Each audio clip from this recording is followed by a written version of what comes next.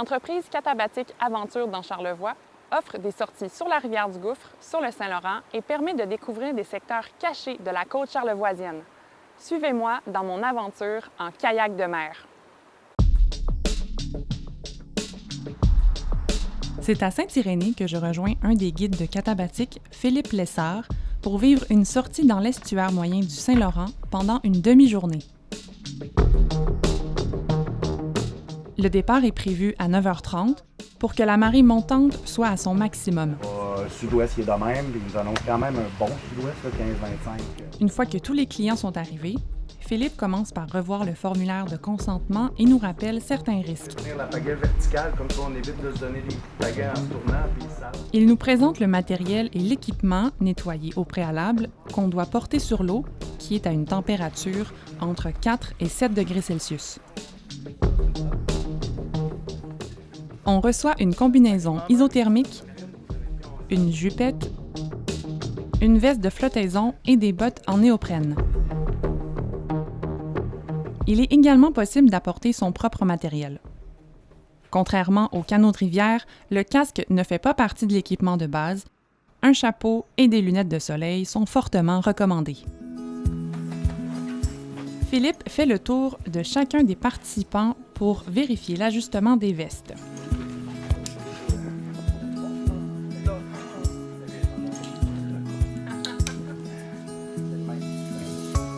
Et c'est la distribution des pagaies. On se place devant les kayaks doubles et Philippe nous montre la technique pour conduire son embarcation. C'est nos abdos, nos lattes et nos dorsaux qui vont déplacer l'eau. Je donne un angle à ma pagaie, c'est vraiment la rotation du tronc. On fait quelques exercices pour comprendre comment pagayer sans trop forcer des bras. C'est super pour tout le monde. OK, questions, commentaires? Il nous montre comment embarquer et débarquer du kayak de façon sécuritaire. J'abaisse mon centre de gravité. Et voilà. Il faut savoir que la personne qui s'assoit derrière doit utiliser le gouvernail avec ses deux pieds pour diriger l'embarcation.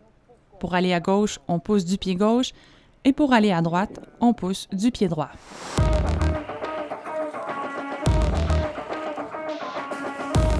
Je m'installe à l'avant du kayak puisque je suis accompagnée du guide.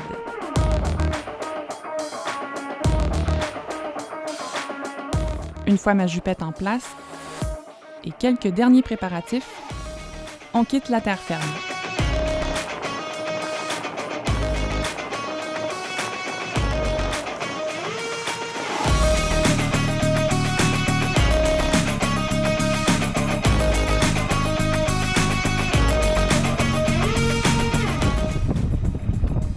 Sur l'eau, j'apprivoise la pagaie double et j'apprends à naviguer sur le Saint-Laurent.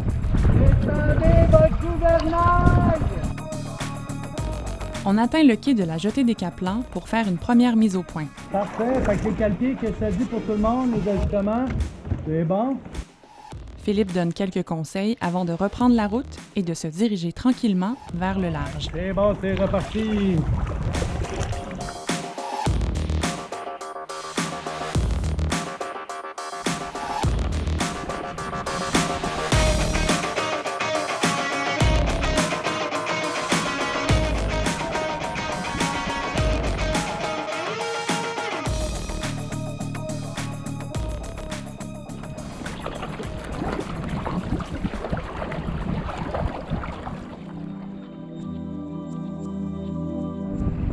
C'est vraiment beau, là. C'est la première fois que je vois le fleuve, je vais l'appeler le fleuve.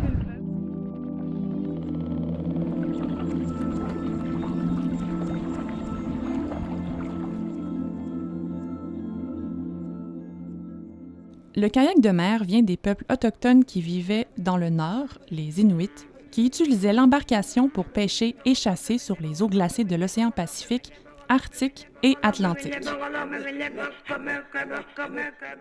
À l'époque, on utilise le bois flotté qui arrive sur le rivage au fil du temps comme structure solide et légère.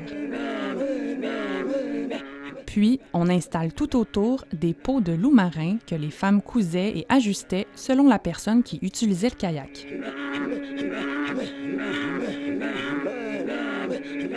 Avec le temps, le kayak de mer a subi plusieurs transformations.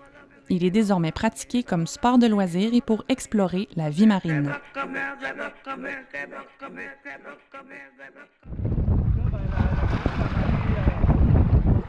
Plus je m'éloigne du rivage, plus la houle augmente en intensité. Philippe nous suggère de se trouver un point stable à 90 degrés parce que ce n'est pas toujours évident de voir si on avance ou non. Donc là, si on se prend un point de repère, mettons la maison brune là, à 90 degrés, ben on va voir que malgré le vent face à nous, ben on avance quand même. Là. Je sens la puissance du Saint-Laurent sous la coque et mon coup de pagaie devient de plus en plus rythmé.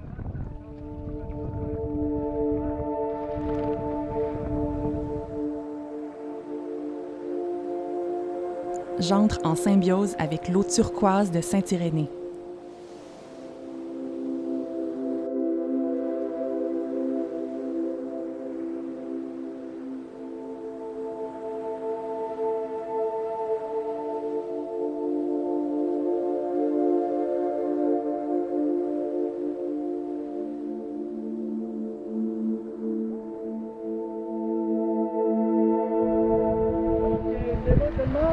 On va viser la pointe là-bas.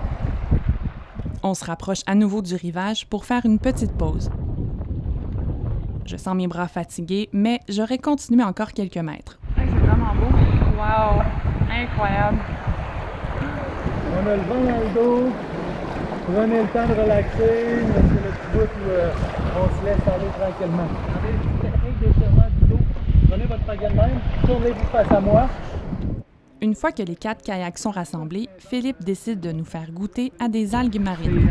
C'est rempli c'est riche en vitamine C, B1, en iode, en fer. Les Inuits, là, Il nous explique qu'à l'époque, c'était 50% de l'alimentation des Inuits lorsque la chasse était mauvaise. ils disent qu'ils en mangeaient juste quand la chasse était mauvaise. Donc 50%, moi je me dis que la chasse, ça devrait pas toujours être bonne. Hein?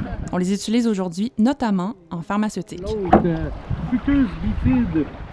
Après quelques minutes, on reprend le parcours, avec cette fois le vent et le courant qui nous poussent vers le chemin du retour. On en profite pour regarder le paysage côtier.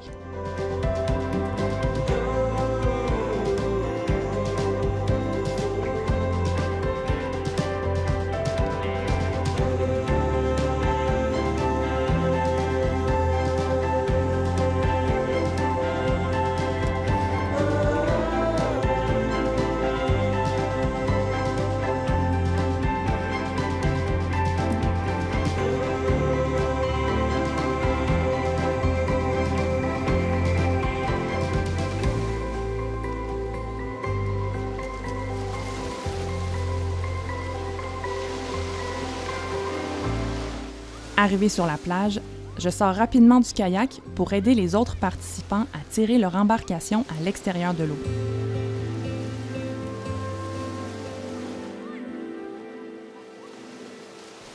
Ensuite, en équipe de 4, on range les kayaks sur les supports de bois en faisant attention de ne pas tomber. On peut retirer notre équipement et le mettre dans les bacs pour le nettoyage. C'est une aventure qui se termine tout en douceur avec un temps idéal pour la baignade. Le kayak de mer sur le Saint-Laurent est aussi unique et palpitant que le canot de rivière. Je le recommande fortement. On se revoit bientôt pour de nouvelles aventures dans la région.